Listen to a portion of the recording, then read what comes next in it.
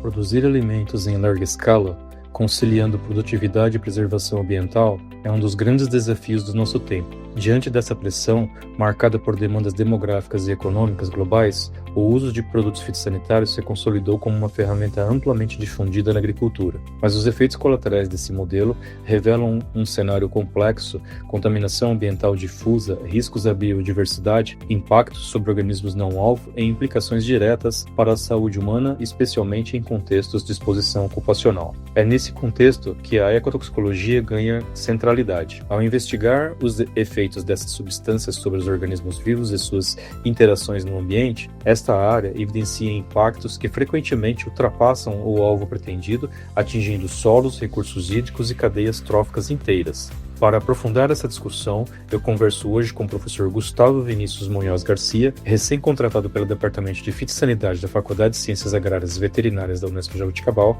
especialista em ecotoxicologia e produtos fitossanitários. Eu sou o professor Marcelo da Costa Ferreira, da Unesp Jabuticabal, e este é o Inédita, um espaço destinado a compartilhar informações e debater sobre tecnologia de aplicação e agricultura.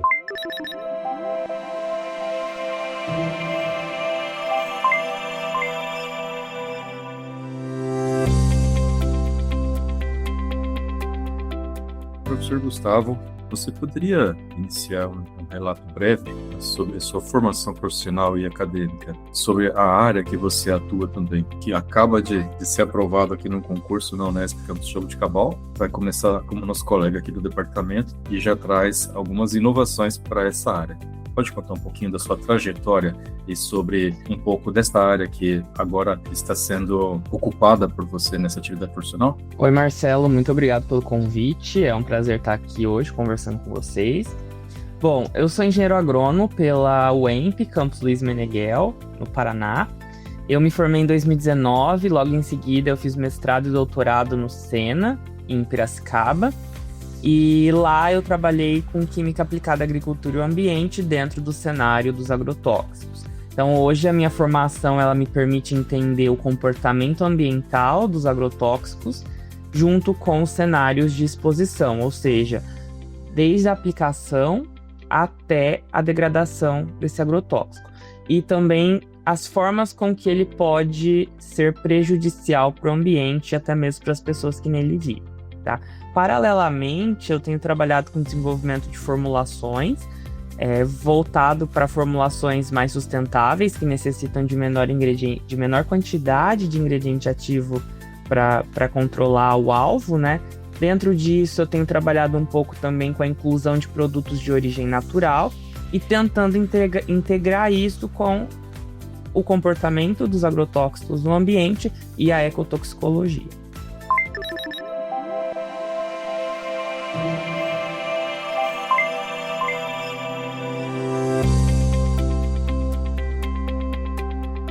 Nesse contexto, Gustavo, a gente já sabe que tem algumas atualizações, inclusive terminológicas, né, de terminologia. O termo utilizado aqui na Unesp Jabuticabal, que tem uma vasta história, inclusive, né, dos primórdios aí desta área, que recebeu o nome de ecotoxicologia e saúde ocupacional, inclusive com alguma modificação, obviamente, né, porque quando ela nasceu, ela tinha um foco e ao longo da história ela foi se ajustando em relação a esse foco, mas consolidou-se, sobretudo em termos de disciplina, com o termo ecotoxicologia e saúde ocupacional.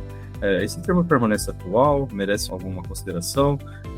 O que a gente pode considerar como evolução desta área para os dias atuais? Bom, eu acho que o termo ainda é atual, só que acredito que chamar a área dos agrotóxicos, né, dentro da agronomia apenas de ecotoxicologia e saúde ocupacional está muito aplicada a um contexto. Eu acredito que a maneira mais abrangente de chamar essa área seria chamar de comportamento dos agrotóxicos e interações com o ambiente, ou algo nessa temática, até porque o termo saúde ocupacional, para mim, é um termo muito específico.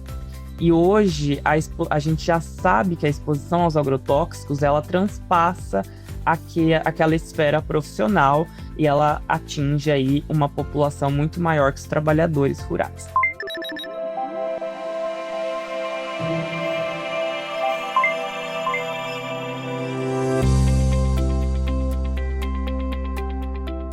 Nas suas linhas de pesquisa daqui para frente, Gustavo, você pretende evoluir também nesta interação, não somente com os trabalhadores rurais, mas quando a gente fala do ambiente, esse ambiente mais amplo como um todo, envolvendo inclusive as populações que estão no entorno, né? A gente sabe, por exemplo, que numa aplicação de agrotóxicos, se os produtos sofrem deriva, eles podem ir chovendo, né? Mundo afora, inclusive chegando em regiões que não tem qualquer relação com a agricultura, como, por exemplo, alguns anos atrás foi publicado na revista da FAPESP, né, uma reportagem citando descobertas científicas, né, de ainda hoje resíduos de produtos organoclorados em tecidos de animais, né, de pinguins na Antártida. E, então, quer dizer, não tem nada a ver com o ambiente rural, né, está muito longe disso, mas acaba sofrendo as consequências por conta dessa citada dinâmica que você disse dos produtos no ambiente, né? Então, você pretende ter alguma condução nesse sentido? Sim, eu acho isso extremamente importante. É uma área que eu gosto bastante, ao mesmo tempo que é uma área complexa. Eu acho que logo que eu estruturar toda a minha área de pesquisa, eu vou ter um braço para trabalhar com essa parte de exposição. Só que eu quero focar esses trabalhos em populações que são de interesse para nós no Brasil. Então, populações de área rural, populações que estudam em escolas rurais, populações que estão morando muito próximas às áreas onde nós temos intensa agricultura. Então, eu acho que esse vai ser o meu primeiro foco quando eu começar a trabalhar com exposição.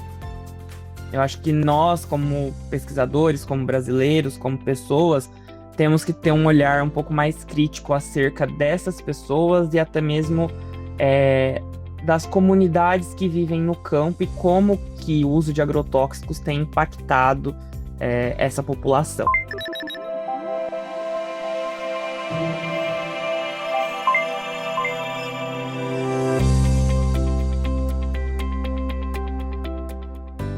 Essa visão bastante ampla que você apresenta, Gustavo, nem sempre é presente, né, nos profissionais da área, né? Às vezes a gente encontra aquilo que você disse no início, né? Uma visão bastante focada, bastante restrita a algumas situações. Percebo, né, no seu discurso assim, uma visão um bocado mais abrangente, digamos assim, né? E que, para mim, de certa forma, parece bastante adequada.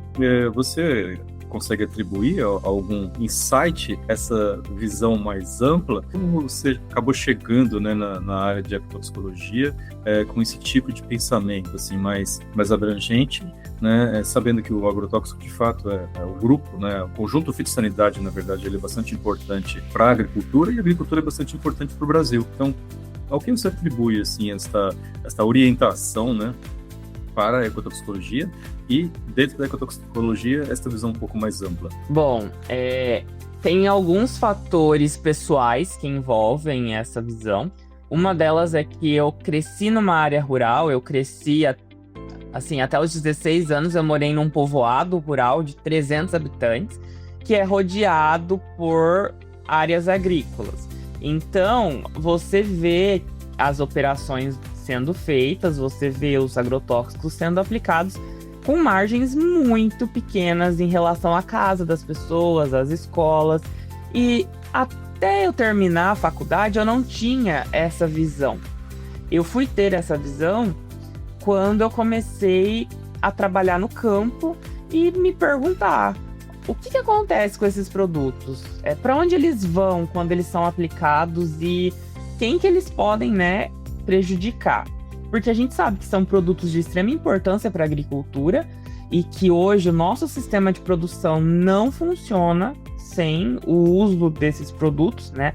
Isso, quando eu falo isso, eu falo em termos gerais. Nós temos sistemas orgânicos, agroecológicos, mas se a gente fala em agricultura geral, a gente sabe que nós não temos substituintes para esse grupo de insumos nossos, que são os agrotóxicos. Então, acho que a primeira motivação foi entender, né, tudo que eu fui vivendo e vivendo quando era menor e pontuar, olha, isso pode ser um problema, isso é é um objeto de pesquisa e nós temos poucos dados ainda sobre isso no Brasil, tá? Isso acabou virando um incômodo, né?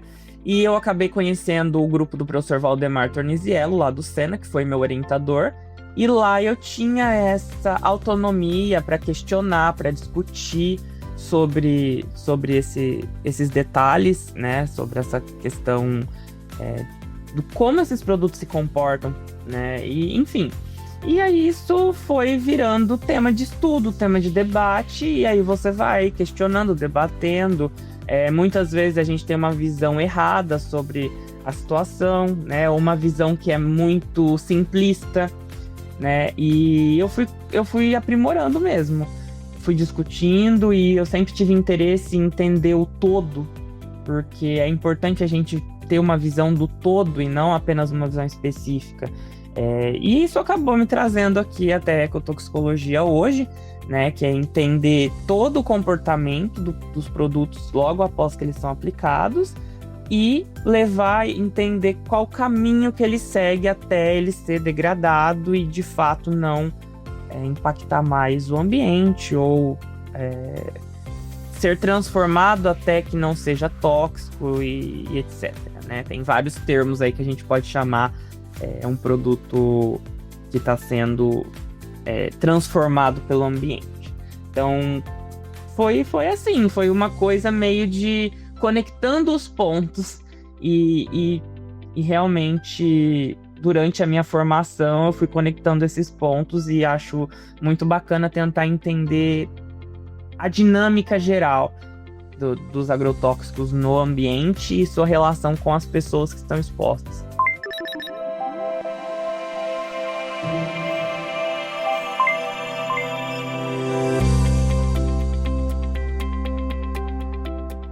Essa visão geral e integrada, né, dentro de um contexto, ela parece que soa bastante adequada para a docência, né? Tenho certeza que as suas aulas já devem ser e vão ficar bastante interessantes para quem assiste.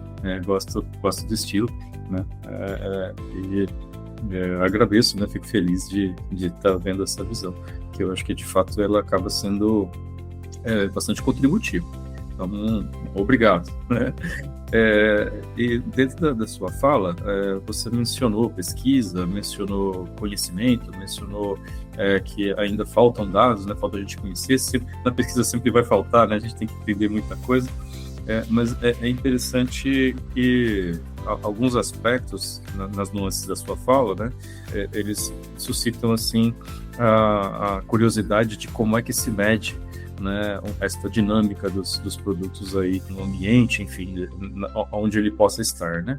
Então, quais são as técnicas assim que você pretende utilizar dentro das suas pesquisas, né, para que a gente tenha assim resultados robustos, né, na detecção desses resíduos no ambiente ou em locais onde eles não deveriam estar, digamos assim, né, para que a gente vá consolidando e contribuindo para o conhecimento nessa área? Bom, a gente, em termos de química, nós evoluímos muito. Nós temos hoje aparelhos, né, equipamentos com poder de detecção muito alto, em termos de quantidades, né? Então, quando a gente fala um poder muito alto, quer dizer que ele consegue detectar pequenas quantidades em amostras, sabe, muito, muito específicas.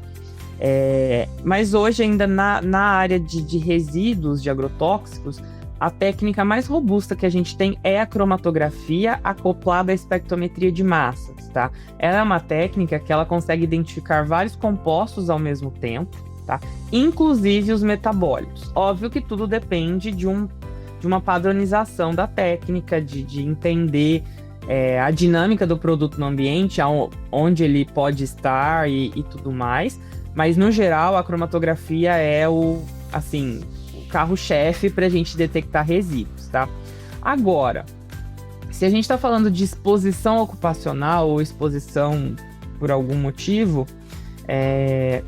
a gente tem algumas técnicas complementares que podem ser utilizadas, mas a cromatografia ainda é o carro-chefe. Então, para fazer monitoramento de exposição de trabalhadores, por exemplo, o pessoal que trabalha na área da medicina e tudo mais usa amostras de urina, amostras de sangue e fazem testes cromatográficos. O que tem agora de alternativo, que tem sido interessante observar isso, são biosensores, tá? Tem grupos especializados no trabalho com biosensores que têm desenvolvido esses equipamentos. Na verdade, são testes rápidos e fáceis de serem conduzidos para avaliar a exposição ocupacional no campo, ali naquele local. Não precisa trazer amostra para o laboratório, então eles conseguem identificar alguns compostos. O problema da gente pegar e falar, vamos usar só os biosensores para exposição das pessoas, é que esses biosensores eles ainda são limitados a 1 ou 2 moléculas. E aí você não consegue ter o range de detecção que a cromatografia tem. Então a gente acaba sempre confirmando as amostras com o uso da cromatografia. Então essa técnica com certeza é a principal que eu vou utilizar, tá? Principalmente para quantificação de resíduos. E se a gente quer saber modo de ação, formas de absorção, contaminação e tudo mais, nós podemos partir para estudos bem mais controlados com o uso de moléculas radioativas. Eu não posso fazer isso em jabuticabal ainda porque eu não tenho a licença, mas eu tenho parceiros que podem fazer e nós temos aí centros de análise sendo construídos no Brasil para o uso de moléculas radioativas, e um deles vai ser em Ribeirão Preto, então está muito próximo a Jabuticabal, né? A história das moléculas radioativas é que eu tenho experiência nisso, eu trabalhei com isso durante o mestrado e o doutorado, e essa técnica ela permite detectar assim pouquíssimas quantidades, sabe? Até mesmo em partes por trilhão, se a gente for falar em quantidade assim, visual dos agrotóxicos, né, em termos de amostragem. Então, é muito interessante, é uma técnica que deve ser utilizada em ambientes controlados e com muita cautela por utilizar de produtos radioativos.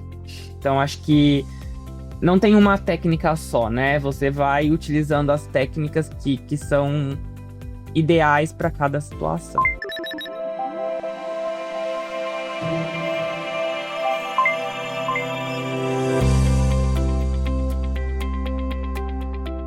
Entendi.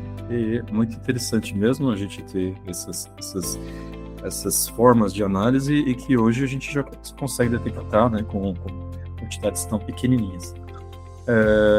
Uma das dificuldades que me aparece nesse sentido é a amostragem, né, porque se a gente faz com as aplicações ou as exposições em ambiente controlado, a gente já tem ideia até do que esperar, né? Mas quando a gente está no campo, né, avaliando situações reais, né, como por exemplo com abelhas, com polinizadores, às vezes nem é tão simples, né, a gente ter o organismo exposto, coletado adequadamente, né?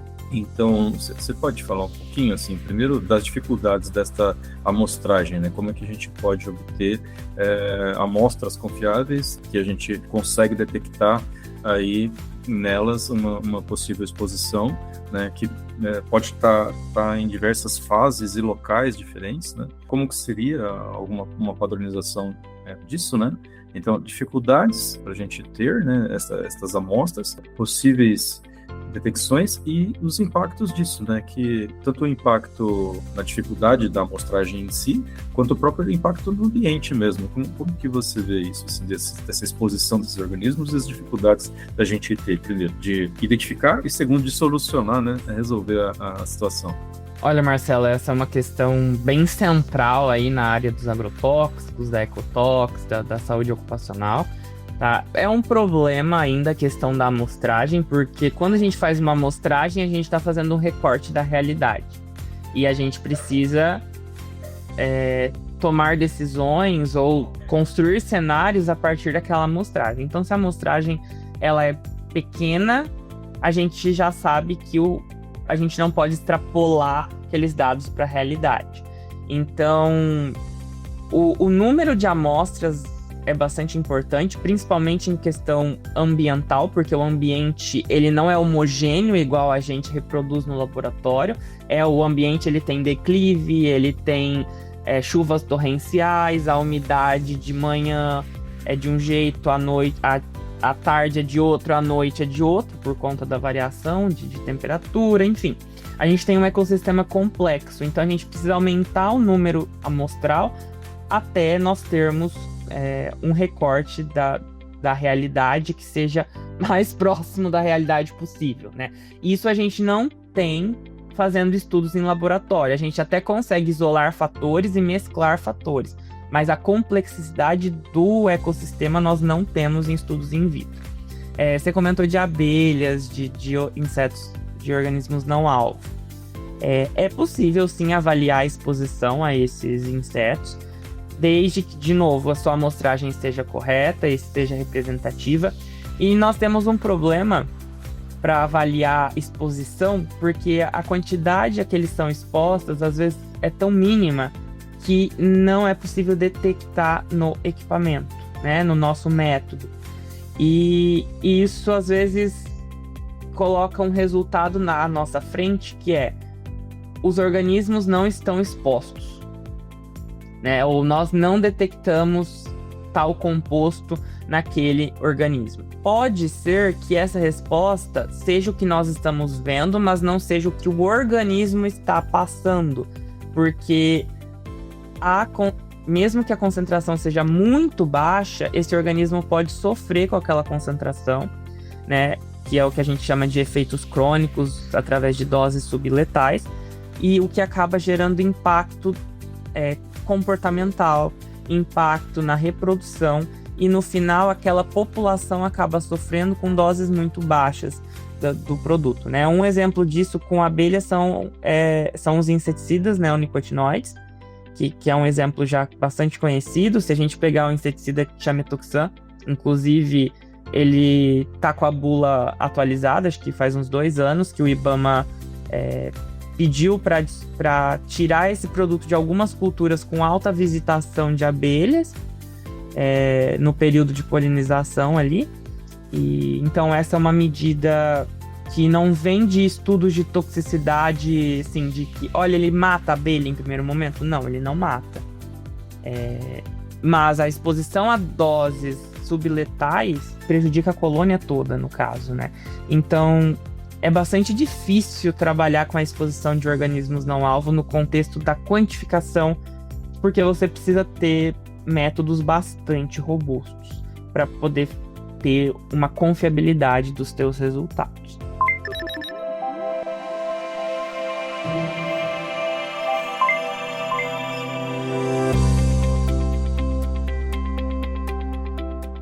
E tem algumas situações que inclusive ocorrem, né?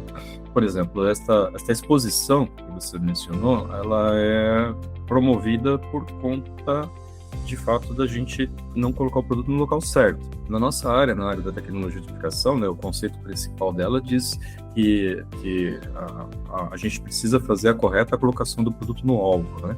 Ela, em conceito integral, ela disse, né, que é o uso de conhecimentos científicos para a correta colocação do produto no alvo, na quantidade necessária, quando e se for necessário, de forma econômica e com mínimo de contaminação, né? Então, assim, seguir o conceito da tecnologia de aplicação já em tese, expor menos o ambiente, né? Então, correta colocação do produto no alvo, não fora dele, e com mínimo de contaminação, né? Então, é isso que se espera.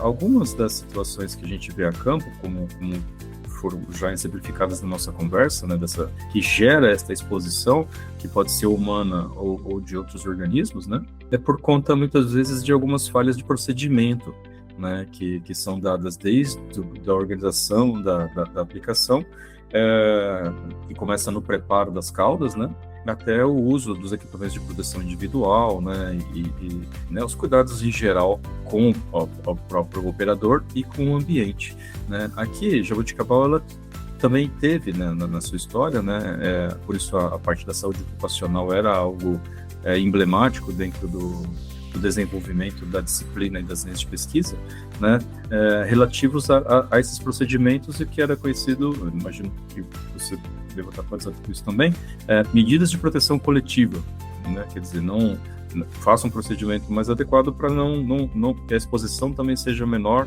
desde o princípio, né. Na sua atividade histórica e daqui para frente, você inclui um pouco dessas orientações para os procedimentos também, desde digamos assim, o uso das tecnologias focada nos produtos fitossanitários e também no uso da proteção, como por exemplo os vestimentas, os EPIs? Olha, Marcelo, a gente, desde quando eu entrei na graduação, a gente fala sobre o uso de EPIs, e você com certeza fala sobre o uso de EPIs há muito mais tempo do que eu.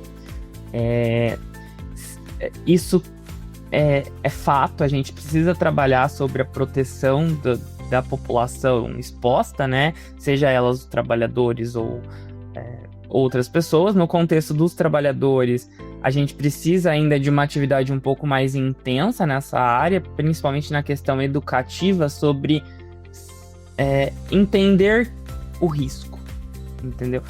Porque, na minha visão, nós já fizemos, eu falo a comunidade da agronomia, já fez muitas ações educativas, já colocou muita coisa em prática sobre o risco dos agrotóxicos, a necessidade de uso de EPIs e tudo mais. Existem até leis sobre o uso de EPIs dentro da área de segurança do trabalho. Só que, se você for pensar e até der uma olhada na literatura brasileira sobre o uso de EPIs e os trabalhadores, tem algumas pesquisas, poucas, que dizem que os trabalhadores sabem da necessidade do uso de EPI, sabem dos perigos aos agrotóxicos, mas eles não conseguem reconhecer que esse perigo vai impactar a vida deles daqui em diante, entendeu? Não é uma consequência que ela vem agora, ela vem a longo prazo. Então, tem alguns pesquisadores que dizem que é muito difícil ainda traduzir esse risco para os trabalhadores, até mesmo para os produtores. Então, acho que a gente ainda precisa, sim, de ações educativas a respeito disso, da mesma forma que foi feito com o sistema Campo Limpo. Então, veja hoje como o Campo Limpo ele serve para o descarte de embalagens, como as pessoas estão inteiradas sobre o sistema Campo Limpo, e eu acho que nós, como profissionais, precisamos tentar fazer algo muito parecido com a questão do uso de EPIs, da proteção coletiva, da questão de escalas de trabalho, redução da exposição, trabalhos por turnos e tudo mais, tá?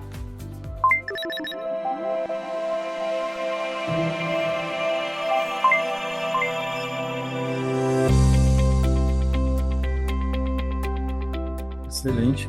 E o exemplo do Campo Limpo é bastante pertinente, né? Realmente foi uma modificação, uma quebra de paradigma, né, que nós tivemos aí na logística reversa, né, das embalagens, né, de agrotóxicos, que fez com que a exposição ao ambiente, né, se reduzisse bastante. Ainda hoje, né, é possível encontrar no campo cemitérios de embalagens aí, né, do período anterior a isso, que eram as embalagens, tentava se descartar ela da melhor maneira possível, às vezes em valas, né, enterrando nas propriedades, às vezes se queimava, né, mas a gente sabe que nem sempre era assim, que já não era um jeito mais favorável, mas tinha descartes. Mas hoje a gente está em outra fase, ainda bem, né, já realmente esse sistema ele tem funcionado bastante. Nós temos mais de 400 pontos de coleta no Brasil, sendo que o primeiro, acho que você sabe, ele foi feito aqui em Guariba, aqui pertinho da gente, né? E com uma boa participação também do campus Jaboticabal nesse desenvolvimento inicial, né? Eu estou aqui já há 34 anos nesse departamento, né? Comecei aqui como estudante, e desde que eu cheguei aqui já se falava, né, dos descartes de embalagem, da exposição dos operadores, né? Portanto, há mais de 34 anos isso é estudado aqui. E o sistema Campo Limpo, né, dentro do INPEV, que é o instituto que coordena essa atividade, né, o INPEV está fazendo esse ano 25 anos. Quer dizer, nós temos pelo menos, a minha história já é pelo menos 9 anos mais antiga do que o sistema, né? Mas o campus de Jaboticabal já tem uma tradição até maior do que isso, maior do que a minha própria. Eu mesmo, né, estava mais como observador, por estar no mesmo departamento, do que propriamente desenvolvendo atividades nesse sentido. É nesse contexto que você chega, né, e com assim, atualizações bastante interessantes, né, para contribuir nesta área. Inclusive, já fica o convite aí para a gente fazer uma visita lá ao Museu do Campo Limpo, né, que foi montado aqui em Guariba, na Central de Recebimento de Embalagens, que o INPEV mantém aqui desde, né, de primórdios, né, quando começaram os trabalhos nessa área. Bom, seguindo aí, né, a gente já falou sobre bastante coisa, uma conversa que está bastante interessante. Agradeço, né, Gustavo, pelo seu conhecimento transmitido e compartilhado com quem está aqui ouvindo o podcast, né. Então, ainda certamente tem muita coisa para se fazer nessa área, né. Então, você percebe assim como tendências futuras, né, e lacunas que a gente ainda pode desenvolver, né, conhecer, aprender e compartilhar, né, contribuir com o desenvolvimento dessa área de ecotoxicologia? Olha, Marcelo, uma tendência hoje no mundo é o conceito de saúde única, né, o One Health. Então, acho que essa é uma tendência que nós já estamos entrando nela, talvez mesmo até sem se dar conta do termo saúde única, mas nós estamos integrando nossas práticas e nossas pesquisas de alguma forma para entender como que a agricultura afeta a saúde do ambiente, ou impacta o ambiente, impacta os organismos que nele vivem e impactam os humanos. Então, acho que hoje nós não vamos trabalhar em uma área que não seja essa área do contexto da saúde única. Eu também vejo bastante, né, agora em termos técnicos, avanços no uso de biomarcadores para detecção de exposição precoce a agrotóxicos, agora bem no meu contexto, né, de ecotoxicologia. E eu vejo que nós precisamos entender melhor a questão das misturas de agrotóxicos, como esses agrotóxicos impactam os organismos quando eles estão em mistura, porque a exposição real não acontece a uma única molécula, ela acontece a mais de uma ou várias moléculas ao mesmo tempo, e nós sabemos que o impacto individual é diferente do impacto das moléculas juntas. E então nós ainda precisamos entender como que isso vai ocasionar um risco para as pessoas ou até mesmo para o ambiente. E uma coisa que volta lá naquela questão da quantificação que nós estávamos discutindo, é a exposição a baixas doses, ou seja, uma exposição repetida crônica a baixas doses. Isso é bastante difícil de identificar, de quantificar no campo e até mesmo de simular em estudos laboratoriais. Então, acho que essas tendências também são lacunas, né? Elas visam preencher lacunas do conhecimento, e acho que nós vamos acabar trabalhando dentro de todo esse contexto. Obviamente, existem várias outras lacunas específicas. Uma que eu gosto de pontuar, sendo agrônomo, nós temos que produzir melhor. Por mais que o sistema de produção hoje seja produtivo, seja considerado um sistema de médio a baixo impacto ambiental, nós ainda podemos fazer mais. Eu acho que na agronomia a gente tem que buscar sistemas mais produtivos e sistemas que sejam de fato sustentáveis. Tem uma frase do professor Malavolta, eu conheci essa frase na graduação com uma outra professora minha, e ela faz bastante sentido na área que a gente trabalha, que ele diz assim: pode-se dizer simplesmente que o homem come planta ou planta transformada, portanto, só alimentando a planta pode-se alimentar o homem. Então, a qualidade do que nós produzimos também é importante. Produzir alimentos saudáveis, alimentos com baixo risco ou com nenhum risco para a população é fundamental. Eu acho que a gente, como agrônomos, a gente precisa trabalhar nesse contexto geral.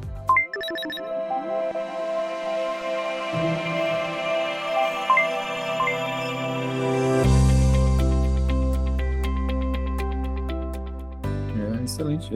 Inclusive, uma fala interessante, essa que você citou do professor, né, Eurípides Malavolta, né, professor Malavolta, que tem uma ligação bastante íntima com o próprio mantra aqui, né, tem uma frase que está no brasão da Unesp Campus de Jabuticabal, né, que é: na saúde do solo, a saúde da vida. Né, vita solum, vita salus. Bastante tradicional, né, aqui. Então, acho que esta linha que você está seguindo, né, se integra perfeitamente com a filosofia principal, né, pensada aqui no nosso campus. Então, acho que você já chega integrado, de verdade, né. Então, fico feliz mesmo com os pensamentos, né, e com essa linha de raciocínio. Né. Realmente, ela me parece assim, muito boa mesmo. Né, e adequada até mesmo com a minha própria linha de trabalho, a que eu acho, né, a gente se complementa aí na tecnologia de educação com a ecotoxicologia. Né? E aí, nesse sentido, Gustavo, esta iniciativa, esse primeiro contato nosso aqui no podcast, né, nessa conversa aberta, né, a gente já vê que é assim uma visão sua, no sentido de olhar para os dois lados, né? Não só de onde sai o produto, mas para onde ele vai, né? Quem recebe, as exposições, né? E aí, você pensa em alguma medida educativa, orientativa, né? Então, para o usuário mesmo, alguma coisa na linguagem mais simples, né? Não nessa linguagem que a gente fala aqui nas pesquisas, né? Muitas vezes a pessoa não vai saber o que é uma cromatografia, né? Então, mas ela sabe que pode estar exposta a uma aplicação.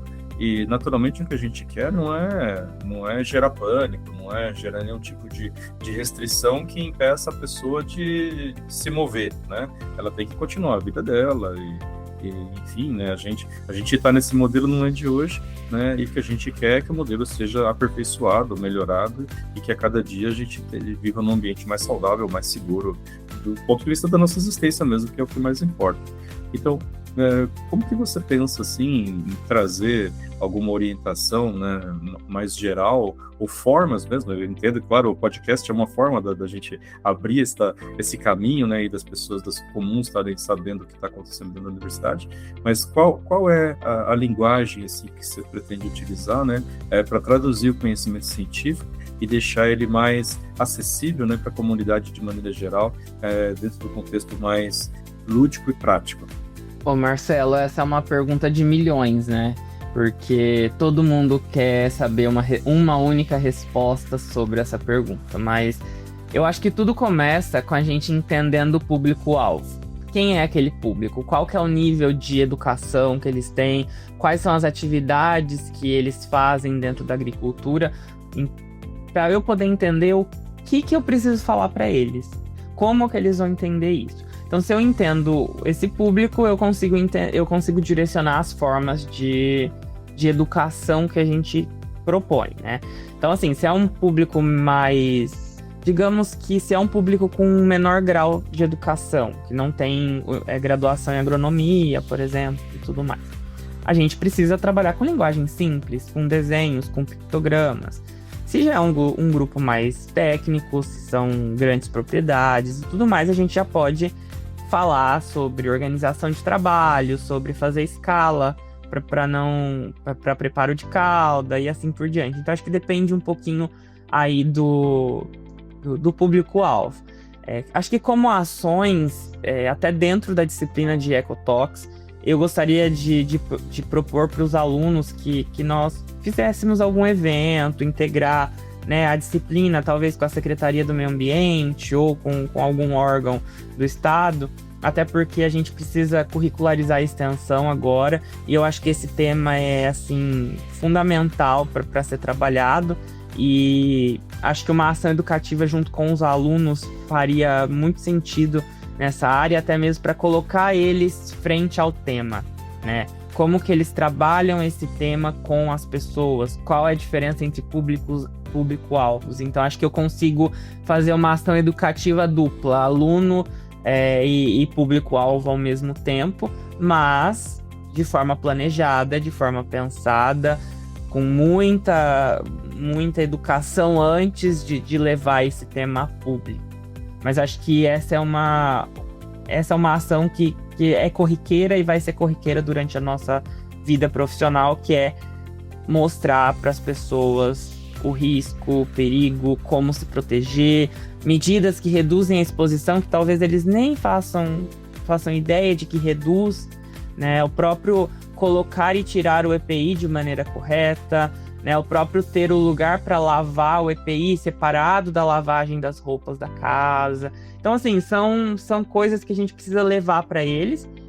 E é que nem você falou, não fazer eles pararem com a vida, não colocar pânico nessas pessoas, porque o trabalho deles tem que ser valorizado, eles precisam trabalhar, mas ao mesmo tempo eles precisam se cuidar, eles precisam ter um balanço aí, né, entre a vida no trabalho e a exposição aos agrotóxicos, que a gente está considerando uma situação em que há exposição diária, que é um trabalhador que trabalha ali, né, preparando calda ou pulverizando. Então acho que eu iria por essa linha.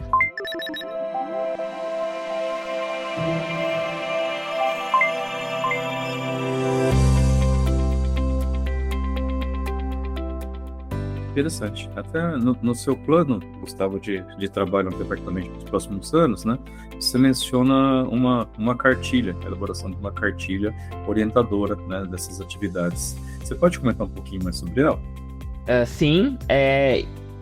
A cartilha em si não é nada inovador. Você sabe que existem várias cartilhas para proteção, né, para orientação de fato aos agrotóxicos, mas eu gostaria de fazer algo técnico, só que traduzido para linguagem mais formal, assim, para linguagem mais informal em termos de a língua falada, né?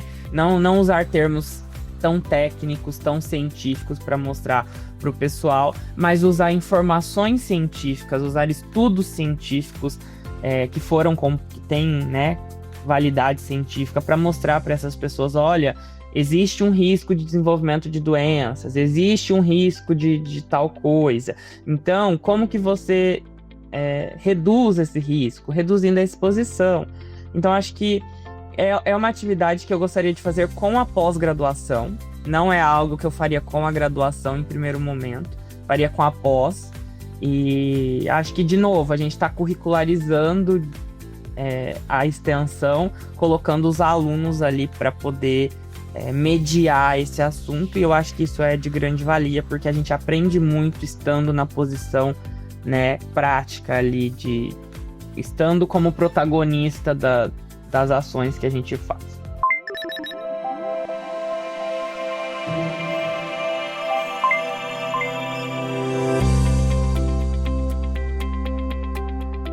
Excelente. Eu até penso, Gustavo, se me permite um complemento, né? Eu concordo com você, a elaboração da cartilha é uma atividade que pode ser feita em conjunto com a graduação, com a pós-graduação, mas as práticas, né, de transmissão do conhecimento, né, usando o uso da cartilha efetivamente, que pode ser treinado na sala de aula, né, nas aulas, né, ou mesmo como uma atividade de extensão, como você bem mencionou, né, eu acho que ela cabe bem sim para os estudantes de graduação e que são agentes quase que naturais, né, desses conhecimentos pro agricultor, né? São eles efetivamente que estão orientando as aplicações, né? Formalmente, né? Isso até é exigido pelo receituário agronômico, os órgãos de fiscalização e atribuição profissional, né? Então é uma atividade do engenheiro agrônomo. Então, assim, eu acho que essa possibilidade deles terem vamos chamar de treinamento, né, habilitador aí, com a cartilha, ou mesmo nas aulas, né, eu acho que pode ser uma forma de promover de uma maneira bastante efetiva e eficiente, né, a evolução, né, do uso dos produtos, dos EPIs, né, em termos de formato, né, nesse contexto dos agrotóxicos, via orientação profissional, habilitado, capacitado, formado, né, de certa forma, responsável, portanto, para esta utilização no campo. Então, eu acho que você tem aí um público necessário, né, de 100 estudantes por ano, né, nas mãos na graduação, que podem ser os seus agentes, né, os seus braços aí nessa atividade no campo, né. Então, você comentou sobre isso, né? Então, é claro que não é um indicativo de nada para você fazer conduzir, é apenas uma forma, né? Quem sabe um insight, né? Para esse trabalho junto com os estudantes também, né? Aí nessa própria atividade, e que eu, né, como docente do 5º ano, também ficaria muito feliz de poder reforçar, né, nesse lembrete, falar, viu, lembra quando o professor Gustavo falou, né, dos procedimentos, né, orientadores aí para vocês, né, fazerem com seus operadores no campo? Então, não esqueçam disso e levem em continuidade. Tá bom? Vocês querem fazer algum comentário sobre isso? Não? Não, Marcelo, eu acho que foi muito bem colocado. Acho que dá para trabalhar na graduação também. E só foi um leve desvio, porque às vezes a gente sabe que não dá tempo de trabalhar tudo na graduação, né? Então, mas seria muito interessante que eles já fossem do 3º ano para frente com esse pensamento, e muito obrigado pelo insight, realmente foi útil.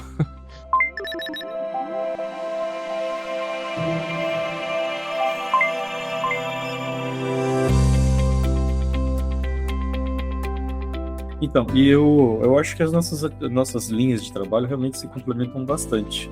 Então, obviamente, você tem o seu plano, você tem toda a liberdade para o seu trabalho, mas eu queria deixar 100% aberto aqui a possibilidade da gente trabalhar em conjunto, realizar atividades que possam ser complementares mesmo de fato, ou mesmo únicas, né? Não é nem complementar, porque eu acho que a integração é tão íntima que é uma coisa só. Assim como você falou da saúde única, que é um trabalho, né?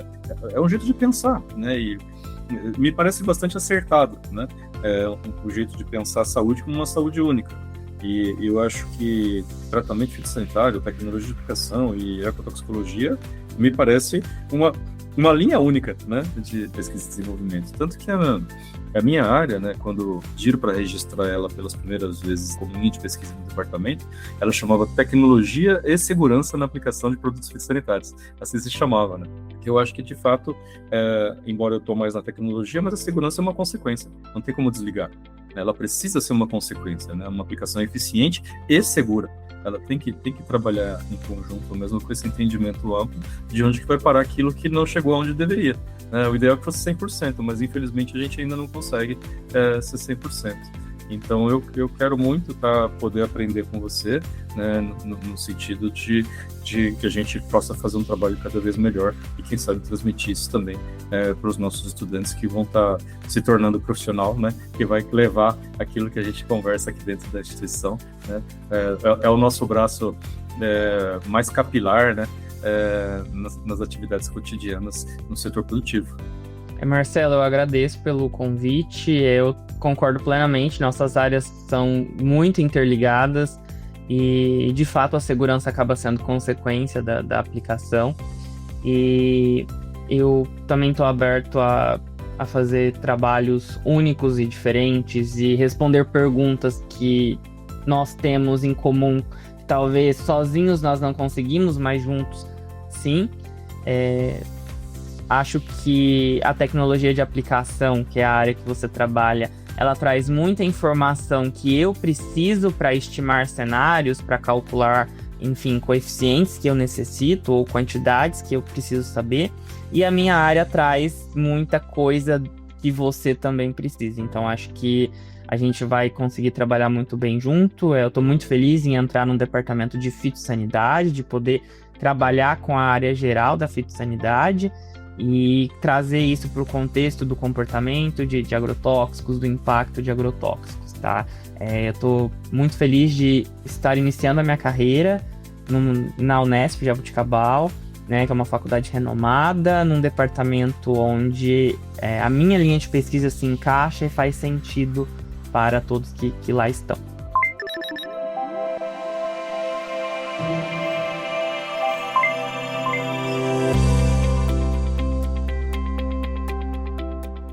Muito obrigado, então, Gustavo. Acho que a gente fez uma conversa bastante boa aqui. Gostei muito, técnica, enriquecedora, né, e bastante madura do meu ponto de vista, né? Fico muito feliz, espero que a gente possa ter outras, inclusive, né, no futuro, até porque, né, em nome do departamento, te dou boas-vindas aqui, porque nós vamos ser vizinhos, né, a área de trabalho e de prédios, enfim, nós vamos estar juntos aqui, se Deus quiser, por vários anos, né? Então, te agradeço muito. O podcast ganhou com a sua entrevista, tá bom? Então, tenho certeza que também quem estiver nos ouvindo aqui também vai ter uma visão muito boa do profissional, do professor, do pesquisador, da pessoa, né, do Gustavo, e também das suas contribuições dentro da área de ecotoxicologia, tá bom? Muito obrigado. Mais uma vez, seja bem-vindo, né, e venha sempre conversar com a gente aqui no podcast.